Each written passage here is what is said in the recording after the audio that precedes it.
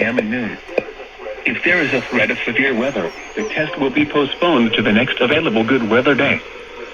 This variability, greater distances from the transmitter, will occur good quality receiver in perfect working condition. Provide watches affecting the listening area.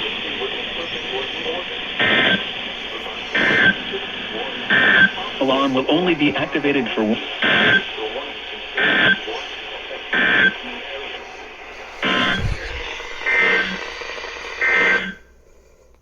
the Northern Virginia.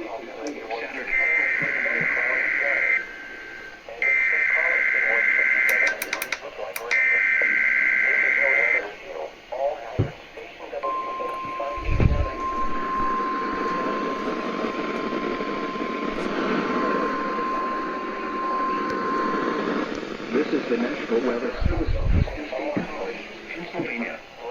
The tones you just heard were a test of the specific area message encoding and tone alert systems.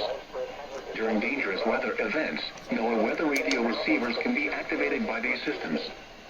A message with information about a watch or warning would follow.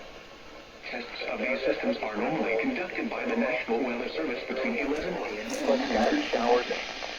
A message with information about a watch or warning would follow.